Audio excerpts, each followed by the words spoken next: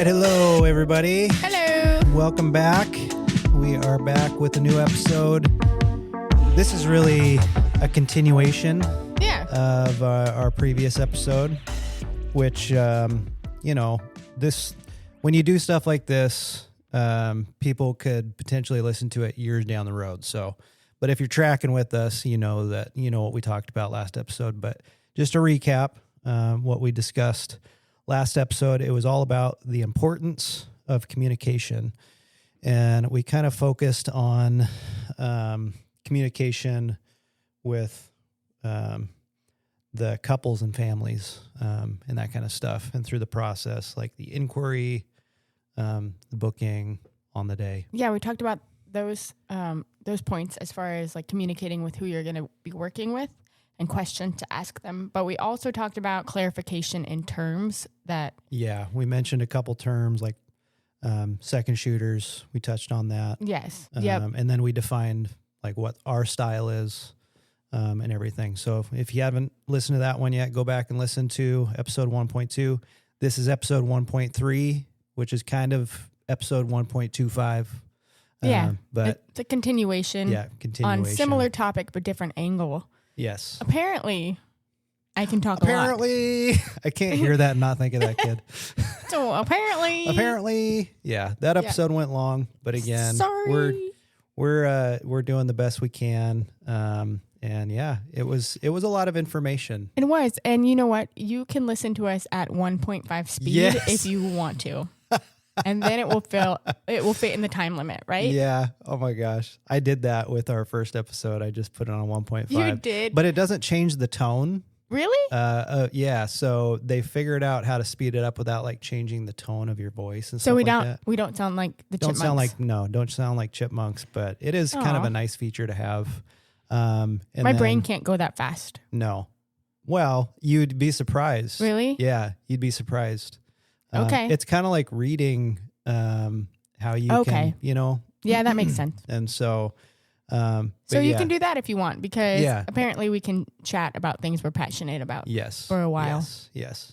And again, just touching back, this is an outlet for us. And so that's true. And we're not doing this to go viral or anything like that. No. We're doing Please this. No. We're doing this for educational purposes, for informational, and then as an outlet for us. And so we're going to keep it as low pressure as possible for us, babe. Perfect. Yeah. And so that's good. You can listen to it if you want, like while you're, doing dishes or driving or whatever, where you're distracted with other things. Or to fall asleep. I heard surprisingly that from the first episode, I was very surprised to learn that we have soothing voices. That's very surprising for me. So chalk that up to the equipment, I think, because I just a little filter or something. No, there's no filter, but no filters. Crazy. It's, so yeah, we can be your soothing nighttime voice if you want to go to sleep. Okay, night. See you in the morning. Have good dreams. So that was what we talked about last episode. And so we're going to pick up from where we left off, because I think we still have a lot of information to cover. Yeah. We don't have a new recap because it's literally like 10 minutes later. So we've switched from coffee to Diet Coke. That is the recap. That's everything that's happened since the last episode. Is Diet Coke is now here. Yep. And I had a pickle. You had a pickle. Because lunchtime is approaching. I got a pickle. We let the cats in the house, and that's it. Yeah. So, yeah. Those cats, they're right there. So, yes, let's jump right back in. So, to continue on the topic of communication, but this time I want to talk about it as a vendor-to-vendor angle. Good. So, if you're not in the industry, bear with us, or, go vacuum or something like that, Tune out for a moment. Doesn't everyone listen to a podcast while they vacuum? I think so. Apparently I do. I think that's that's why podcasts are so popular, is because you can do it while doing other activities. And so it's great. Or this may still be interesting to just kind of know the inner workings of unless you're a video editor. All my video editor buddies will know this. We can't do anything. That's true. When Sorry. we can't watch something else. We can't listen to something else. We literally are stuck listening to the same things over and over again. It really explains a lot. Do you hear a little bitterness in my voice from that? It's fine. It's fine. I knew what I was getting into. It's fine. Everything's fine. It's fine. Everything's fine. Okay, so this industry is kind of crazy because it requires a lot of teamwork. Yes. On a wedding day. I'm specifically talking about weddings because it's very rare that on any other, unless it's an event that you're, dealing with a team of different types. We'll just say vendors. weddings and events. Weddings and events. So there's a lot of moving parts that come together, a lot of people doing their own craft, and art or whatever it is they do. And they're all like in the zone in their job description, but we all have to work together, right, to make the day go smoothly. Yes. Which is great and can work really well, especially if you communicate well. Yep. But to kind of allude to something you said last episode is that the industry can have kind of a bad rap. And that's also because it can be very cutthroat. Oh, man. Like this industry can be, and it shouldn't be, but it just has kind of been this way. Yeah. It can be like very competitive and very like territorial, and yes. Just full disclaimer, we are not about that at all. We are completely about team couple. Cheerleader versus, what did you say in the first one? Cheerleader versus, or maybe that was in your notes. Yeah, it's like instead of competition, we're cheerleaders, right? So we cheer each other on. Yeah. We want to be able to work with other vendors and set them up for success so that everybody has the best overall outcome for the day for the couple, right? Because that's what it's about. It's not about us and our social media or whatever, it's for them. So that is how we like to view working with other people on wedding days. And that because of that, we try to over communicate so that they know that's our approach. And we can know how we can help them and vice versa. Yep. Some of the vendors that we're talking about would be, working with a DJ, working with a venue, working with a florist, caterer, coordinator. Like so many different variations. Yep. Hair and makeup. If we're supplying just one of the services, then communicating with that photographer or that videographer, that's very important. Because most likely you'll be working side by side with that person all day long. The whole day. In those cases. So, but yes. Yeah, I would think that's kind of more where the territorial tendencies come in is between the two video and photo spaces. Maybe a little bit with DJ sometimes, like just with audio equipment. Or coordinator could also be there. But again, that's not our jam. And so we kind of want to just talk about ways or things to communicate to kind of alleviate some of that. Yeah. To set it up to be a partnership and a combined effort. Yes, because that is the ultimate goal. Yep. And the outcome of having a good relationship with other vendors is twofold. Not only do you have a better day? Yeah, much better. Overall. Yep. Like for your own selves, but also for everybody present. Yep. But you also build relationships that go so far beyond the day and can benefit you in so many ways. So we'll get into that a little bit. Yeah. I think. And just real quick on that it's so funny because that takes me back to our first like sit down conversation with the Schwabs. Oh yeah.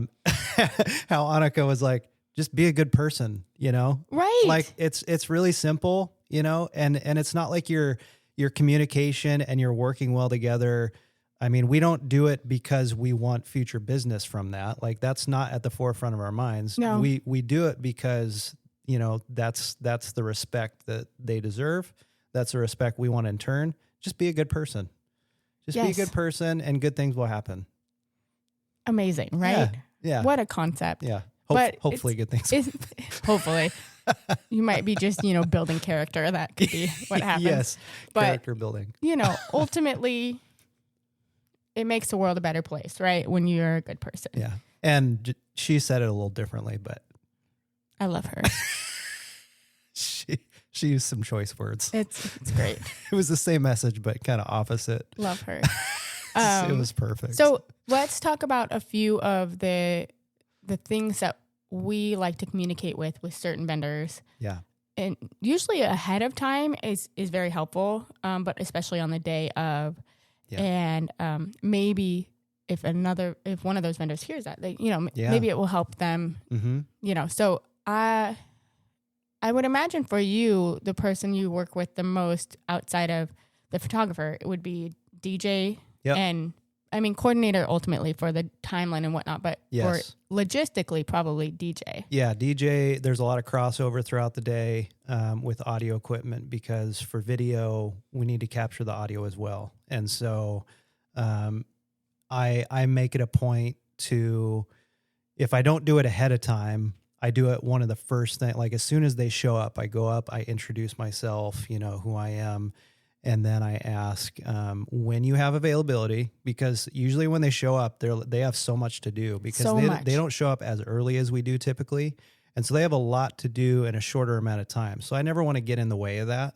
Yeah, that's great. And so I say, hey, when you have time, maybe we can talk through like your setup and then what you have as far as what I can pull from for my audio and stuff like that, because I need to capture all the same things. And like, oh yeah, totally. Sometimes they'll drop what they're doing. We'll do it right then. Sometimes they'll be like, yeah, I'll come and find you. And that's totally fine. And so it's just setting that initial interaction of, hey, I respect you and what you're doing. I want to work well with you.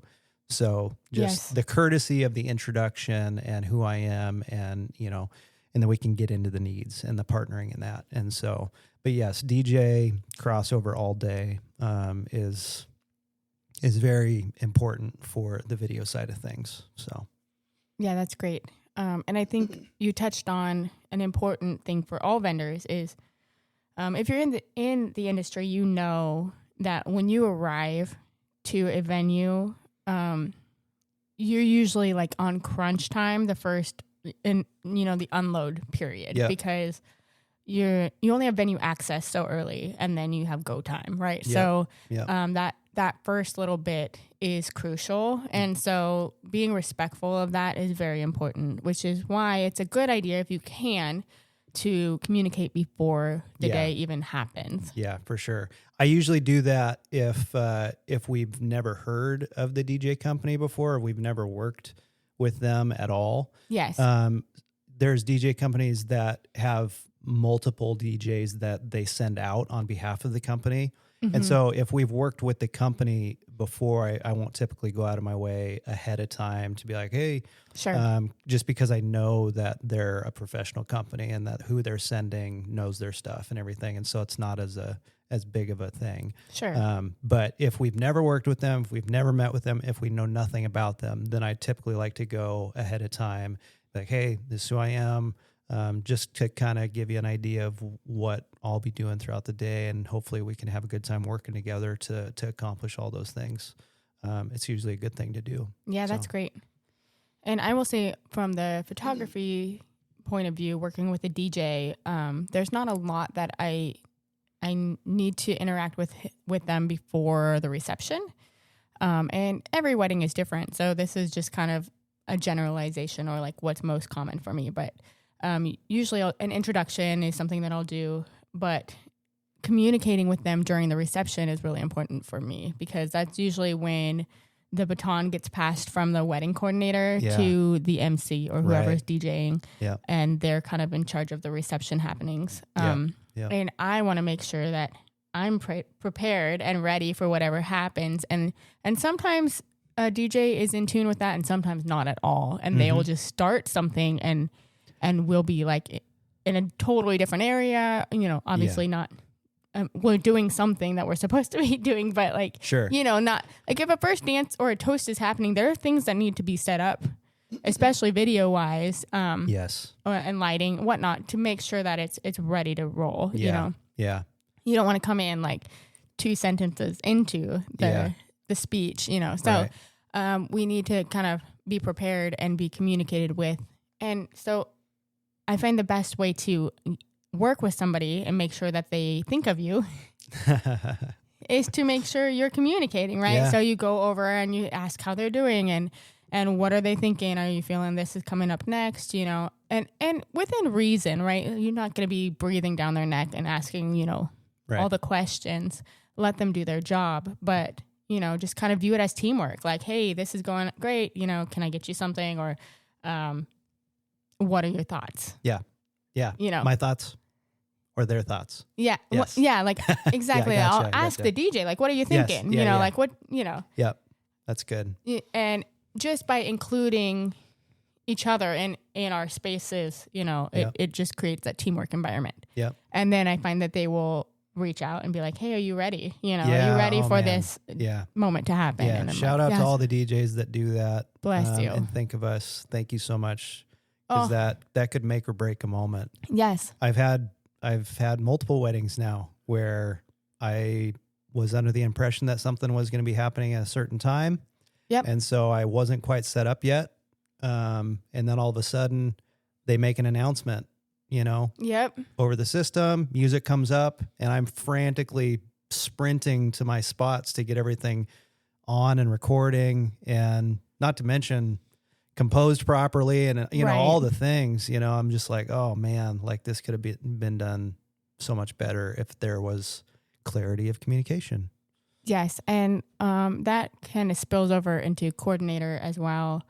There have been many times where the coordinator has started something without like checking to make sure the team was ready. And it sounds like when we're saying this that we're just like not prepared for anything.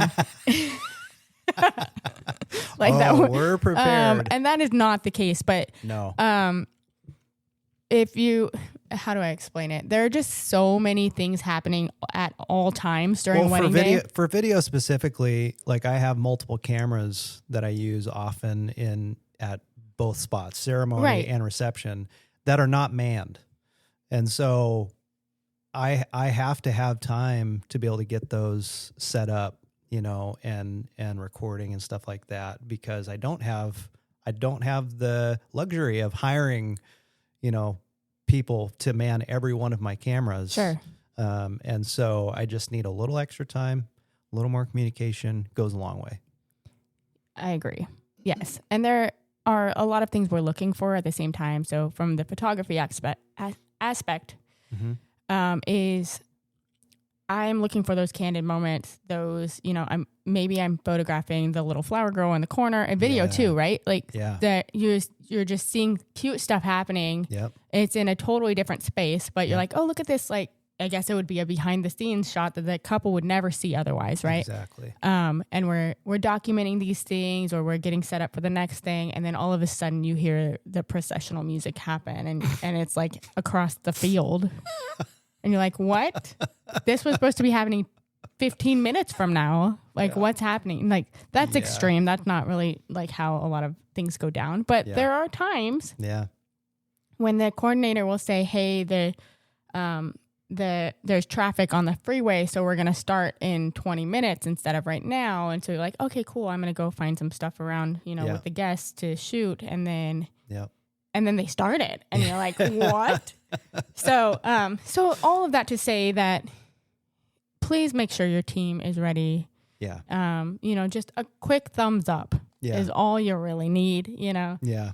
I mean, that will lead me into just a little piece of how we've tried to alleviate some of that stuff that can happen within our own team. We started using radios for ourselves last year. That was first year, right? For us? 2 years ago? 2 years. Yeah. Game changer.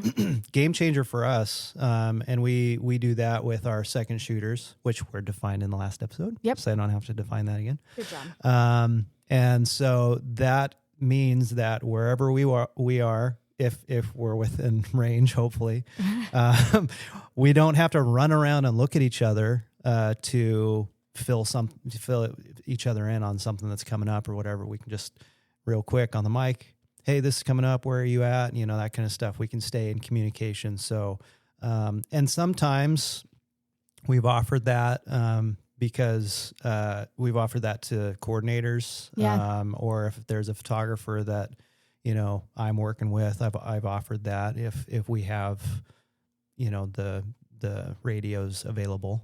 Yes, it's so helpful. Yeah. I will say we do use, so they're walkie-talkie radios, but we use the earpieces. Yeah. So we kind of look like the Secret Service. Yeah.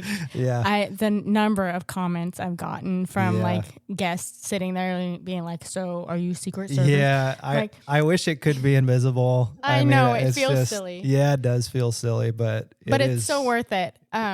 And I will say, if you want to try using radios, I would highly recommend you use the earpiece, because we have been to weddings and worked with weddings where maybe the coordinator or planning team has had their own radios and they just are blasting. There's no earpiece. So they just, you know, it's like first look, like an intimate moment, and over the radio, it's like, somebody bring me the flower or whatever. And it's like, that just killed the mood. Or when the processional is about to start at the ceremony.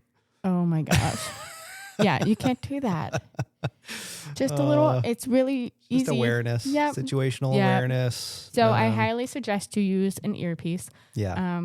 These have been a game changer for us. And a lot of our venues that we work at has really poor cell service too, because we're, you know, in the country or... Yeah. Yeah, because we used to try to use a walkie-talkie app through our watches, or through our Apple Watches, which is really hit or miss. I mean, most of the time it didn't work. Like a delay or just didn't work at all. Yeah. So this is kind of rid that variable. And so. And you look like Secret Service. So how cool. Which is so cool. I love looking like that. Or like a bodyguard. Oh my gosh. So yeah, that's just an example of why it's so important to communicate with not only your own team, but the entire team. Yes. I mean, it's important to communicate with the florist too. I feel like for photo, like flat lay stuff, if you want, or even just like, is your centerpiece done before you capture it? Is your altar piece done yet? You know, because that's the worst. If it's not. And it's important to, like, the basis of our communication is relational. Like, it's not just to go up to the other vendors at an event or a wedding and just be like, hey, is this, you know, what? It's not just a status update thing. It's you first build a foundation of relationship. And then any communication from that point on becomes just better inherently, because there's been a relationship established. And so when you go to the florist, you're like, oh, hey, everything's looking great. You know, what are you thinking? You know, and that they won't see that as like, why are you bugging me? Like, I'm busy, I'm working right now.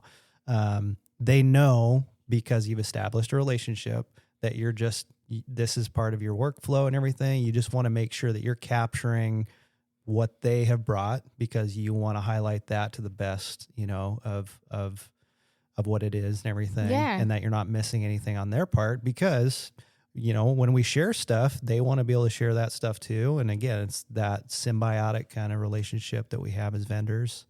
Which brings me to another point of, and it's the relationship part. You know, like, I know a huge part of the industry revolves around the topic of, should you share your photos with other vendors and your videos with other vendors so they can share them? Should you charge them? Should you, you know, it's a whole hot topic, and it's one you could definitely get into. But for us, that's part of the relationship is, yes, absolutely. I will give you whatever. It's the cheerleader part of us. Exactly. And in turn, you know, they will cheer you on and they will recommend you, and you hopefully continue to work with them. And that has been one of our biggest marketing and growth strategies. Yeah. And we've made some really good friends out of it. Yes. Yeah. The friendships are great. Yeah. And then when you get to work with your friends because they refer you, it's just an added bonus. And it gets better and better because you fine tune it. So that has been just a win-win-win-win for us. And when it comes to the importance of communication and relationship building, that ultimately circles back to helping you, because that kind of like building a vendor relationship for referrals, becoming a preferred vendor with other vendors has been huge for our growth and for us reaching couples. It's been way better than any, ads purchased or anything like that. It's been outside of word of mouth from couples. It's been our biggest way of marketing. So absolutely. So yay for all of the things. It's just really important. And not only will it make your life easier if you have good relationships and good communication with other vendors, it will just make the world better because you're all better people, right? Yeah. It's truly that simple, Yeah. It's truly that simple. And we want you to succeed. We want all the success for you. Yes. And that is a very strong step towards being able to do that in this industry. So this episode has been kind of focused on like vendor to vendor communication, stuff like that. But I wanted to shift our focus just one more time at the end of this episode back to like the couples and stuff like that, because it was something that you kind of brought to the attention that I think is pertinent to say to them right now. So I'm going to hand it off to you to finish out this episode for us. Okay. So take it away, babe. Hey. Okay, so all of you couples who are planning a wedding right now or thinking about planning a wedding, because, hey, maybe you'll get engaged before Valentine's Day. It could be around the corner. It could be. You just never know. So anyways, if you didn't catch the last episode, there's a lot of info in there. So make sure you go listen to that. Yeah, 1.2. 1.2. But I did want to share something that I didn't share in that one, and that is that not to rush you, but this is kind of the prime season to secure your vendors, especially the bigger ones like vendor, photographer, videographer. Yeah. So in other words, don't wait to start finding those pieces to the puzzle. At least start asking the questions and getting the ball rolling. Yeah. So because it does fill up pretty quickly for like prime dates and whatnot. So if you're especially like right in those prime seasons in our area, summer, early fall. Can I say something about that? Because it seems like we run into this every year. There's like 2 prime dates that every season that always we get multiple inquiries for. And it's like everybody picks the same date. Yeah. And we understand that, it's about weather, it's about that kind of stuff. It's about accommodations, I guess, too, for families. But if I were to speak a little piece of advice or just, a little nugget in the ears in the ears of our couples, it would be maybe to be a little more open-minded, a little more flexible on your date, I guess. And 2, also, and I know this is tough because you're trying to accommodate families and stuff like that. So weekends are always the go-to. But if at all possible, if you can think of possibly, booking a date that's like during the week. Oh my gosh. There's so many benefits to that. I love a weekday wedding. Yeah. That could honestly be a whole thing. Yeah. That could be a future episode. Some of my favorite weddings that we've done have been during the week. Yeah. But yeah, that's a whole other thing. But that's just a little something that I wanted to throw in there, just to consider. Consider. You're right though. There's always like 1 or 2 dates for every summer that we get so many inquiries for. Yep. And there's only so many of us. So, and being people pleasers, we want to say yes to everyone. Oh, it breaks my heart when I can't. But yes. So don't wait. Yeah. Like start at least the search, the inquiry process. Yep.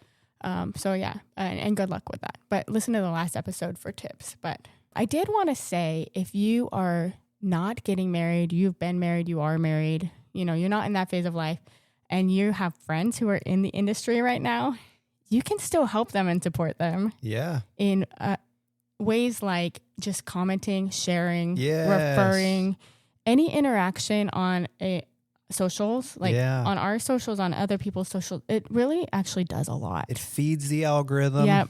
It gets them out there more. Because so many of us in the industry, we try to do so much, and then it goes out there and it just falls into the void because nobody's going to share it.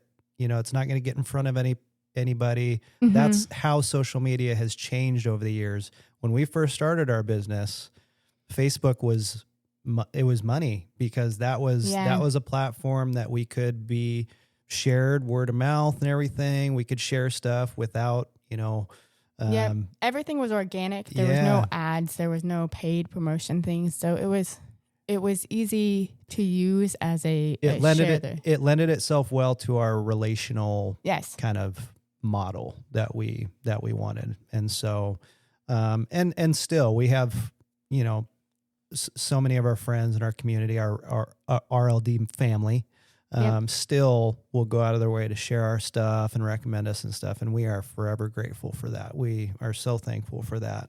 And that continues. That's why we continue. Yep. That's why we're still here. It sounds cheesy when we say we could not do what we do without you, but it's literally the truth. There's no way we could do this without them. And so, yes, we really appreciate any interaction with anything on our social media. Anytime you refer us to your friends or family or anybody, we're so grateful. So grateful. Please keep it up. Yeah. And if there's other people you like to work with, if you have a favorite vendor, any small business, really, we are fighting the algorithm machine. Yeah. And if you don't continue to interact with them, we will fall out of your feed. Yeah.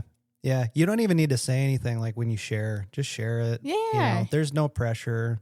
If it's just real simple, as you're scrolling, if you see something from us, just click share. Yep. Or the repost on Instagram. Yeah, right? Exactly. That's a new thing. That's been nice too. But yeah, zero pressure to say anything unless you really want to. But likes and shares and all that kind of stuff they go a long way. They're so valuable. Yeah. Yeah. So thank you to all those who've been doing that and supporting us that way. It's priceless. Yeah. Yep. Yeah. That's why we are still here. We're still here. In the year 2026. Ew. Ew. 2026. I don't know how we're here. We are 2026. That's so weird. Yeah. Is there anything else that I think we covered everything? Yeah. So that's good. I'm glad we split this into two. Otherwise we would have been a 2-hour long. There we go. Episode. So, good. That's great information. Good job. Good job. You did all this. I did not. Yeah. You did the majority of it. I'm sorry if I talked your ear off. No, you did great. And your voice is very soothing. Never heard that in my life. Well, thank you once again for tuning in. This was episode 3 of the RLD podcast. And we're just so thankful for this newfound journey that we have. And we're really excited to continue bringing all the good stuff. Thank you so much. We will see you next time. Bye.